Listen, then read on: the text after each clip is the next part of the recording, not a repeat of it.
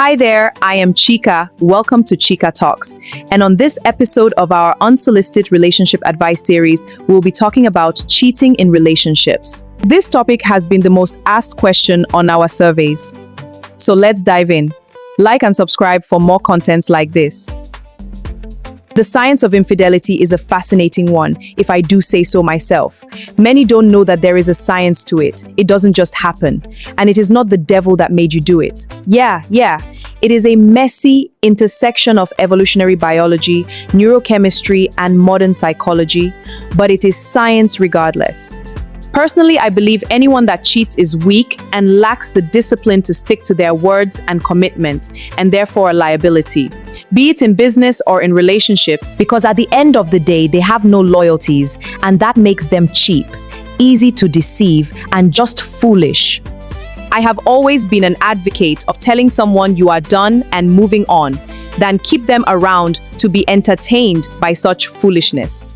My sympathies are with anyone that has their lives entangled with such weakness and absolute foolishness. Truly, no one deserves to spend their time and effort on someone who is not willing to do the same, exclusively. The beauty of science is its reproducibility and predictability. You are almost certain you can predict an outcome based on its common drivers. While there's no anti-cheating pill, understanding the underlying drivers can help couples build more resilient relationships. Thanks to studies about the science of infidelity.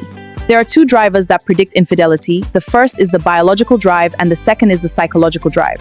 The biological drivers believe that infidelity isn't usually a calculated choice. It often starts in the brain's reward system, while the psychological predictors suggest that people don't just trip and fall into affairs.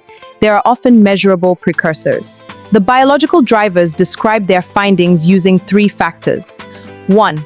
The dopamine hit, the vasopressin and oxytocin factor, and the Coolidge effect.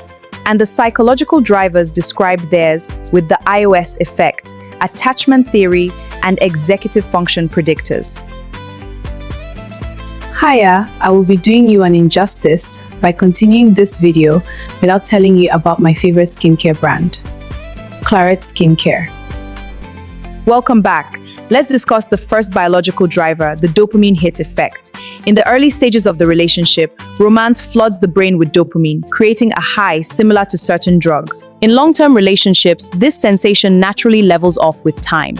Though it is replaced with something else, studies have shown that cheating is often an attempt to re-up that chemical rush. Secondly, the vasopressin and oxytocin factor. These bonding hormones are crucial for monogamy and gently replaces the dopamine hit over time for persons without a certain gene variation. Genetic studies have shown that individuals with certain variations in their AVPR1A gene, which affects vasopressin receptors, may struggle more with pair bonding and are statistically more likely to stray. Men with one or two copies of this allele are statistically more likely to experience marital crises or trouble in their relationships. Women in relationships with men carrying this specific allele reported lower levels of affection, consensus, and cohesion in their marriage. The study suggested this variant is linked to an increased likelihood of infidelity in men. So as other men start experiencing oxytocin and vasopressin over time, others don't. The third factor for biological drivers is the Coolidge effect. This is a biological phenomenon seen in mammals where males and to an extent, females exhibit renewed sexual interest whenever a new receptive partner is introduced. Which is why I seldom recommend reconciliation for cheating in relationships, because either he has seen you finish or he's sick or he doesn't just barely fool. Hope that serves as a cool summary for the three biological drivers for science behind infidelity. The psychological predictors. Science suggests that people don't just trip and fall into affairs. There are often measurable precursors. And one of these precursors is the inclusion of other in the self, iOS. This is what happens when couples stop growing together or stop building memories together. The self will begin to feel constricted, and a new partner is seen as a fast track to self-expansion and freedom. Second precursor is the attachment theory. It opines that persons with avoidant attachment styles may cheat to maintain distance, while those with anxious attachment might cheat if they feel neglected or need backup validation if they lack emotional intelligence. The last psychological precursor to cheating in relationships is the executive function. In this scenario, stress, alcohol, and sleep deprivation weaken the prefrontal cortex, the part of the brain responsible for impulse control and weighing long-term consequences. So, in summary, being worn out, having a trauma-induced attachment style or personal crisis are the three factors that can psychologically induce infidelity. This all goes to say that it is not something that the devil made you do or something you can't manage. For instance, if you are stressed or sleep deprived, give yourself a break, and when you feel like the spark in your relationship is dying off, reignite it. Go on holiday together, spice things up. If you have a deficient attachment style, speak to a therapist and engage a myriad of coping techniques that can help. I said all this just to say that before you start considering cheating as an option for any of the suggested scientific reasons, remind yourself there are so many more scientifically proven methods that work, and unfortunately, if none works for you and your partner, terminate the relationship and go your separate ways in peace with your dignity intact. So how can science help stop it? Prevention is about moving from reactive to proactive relationship maintenance. 1. Capitalize on self-expansion. Research by Dr. Arthur Aaron suggests that couples who engage in novel, challenging, and exciting activities together mimic the dopamine rush of a new relationship. Instead of just dinner and a movie, try a cooking class, a hike, or learning a new language. The second way to prevent infidelity is the power of cognitive bias. Happy couples naturally engage in devaluation of alternatives. When they see an attractive person, they subconsciously find flaws, look away, or admire the person together, demystify the mystery behind the attraction. You can strengthen this muscle by consciously focusing on your partner's unique value when you feel a flicker of external attraction. The third way is by boosting the cuddle chemical.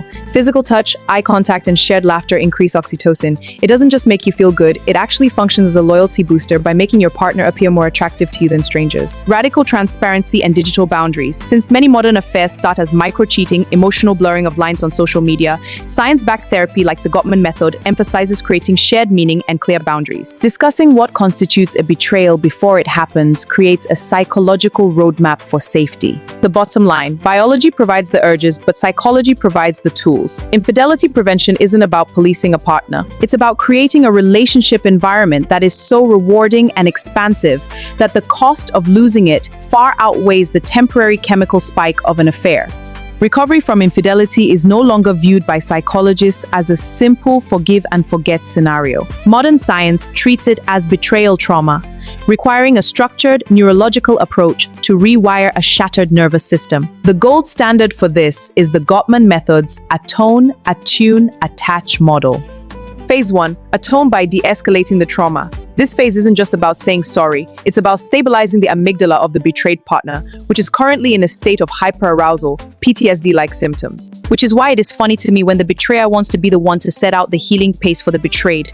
Dear, it is the betrayed that decides how long and how well they heal. It can be 2 years or 10 years. You lost your say in it the day you cheated. The success of this phase depends on 3 things. First, non-defensive listening. The betrayer must listen to the partner's pain without saying, "But you did X too." Defensiveness acts as a second betrayal to the brain. The second factor is the one-way flow. For a period, the emotional traffic is one way. The betrayer's primary job is to witness and validate the hurt, not to seek comfort for their own guilt. Next, radical transparency. To rebuild the cognitive map, the betrayer provides proof of work, giving access to phones, calendars, and location. This isn't policing, it's providing the brain with data points to disprove the threat. Phase 2, attune by building the new relationship. Once the bleeding has stopped, the couple must investigate the void that existed before the affair. Science shows that standard marriage therapy often fails if it starts here before phase 1 is complete. Again, there are 3 factors that ensure the success of this stage.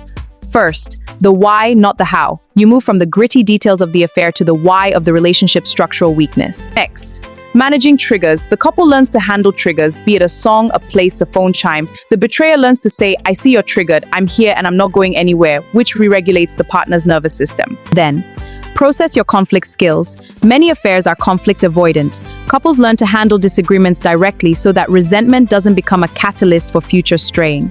Phase 3, the attach, also known as the second marriage. In this phase, the couple acknowledges that the first marriage is dead. They are now beginning relationship number 2 with the same person. The first of 3 factors necessary for this phase to be a success include: first, creating shared meaning, re-establishing rituals, weekly dates, shared goals, or a vow renewal to signal to the brain that the bond is safe again. Next, sexual reintegration. This is often the most complex step. It requires moving from duty or hysterical bonding, trauma-based intimacy, to genuine, vulnerable connection. Finally, forgiveness as a process. Forgiveness is treated not as a one-time event, but as a reclaiming of emotional power, where the betrayed partner no longer feels defined by the trauma. Let's discuss the betrayer's neuro challenge. Research shows the biggest hurdle for the person who cheated is shame collapse. When the betrayer feels too much shame, they shut down or check out because the pain of seeing what they've done is too high. Ironically, this looks like indifference to the betrayed partner, which triggers more trauma. The cure is for the betrayer to turn their shame, "I am bad," into guilt, "I did a bad thing and I can fix it." From decades of experience, I can categorically tell you that the two success predictors for infidelity recovery is timeline and the mirroring factor. Let's break it down. The timeline. The acute trauma phase usually lasts 3-6 months. Full integration often takes 18-24 months. And this is not decided by or with the betrayer in mind. It is just the betrayed taking time to heal. Next, the mirroring factor. The single best predictor of success is whether the betrayer can genuinely feel and mirror the partner's pain without trying to fix it or rush it away. If they can't, then it is over and done. It has been my privilege again to share a bit of what I know about cheating in relationships, prevention strategies, and recovery techniques that have been successful for my clients in the past. Leave topics you'll love me to discuss in the comment section.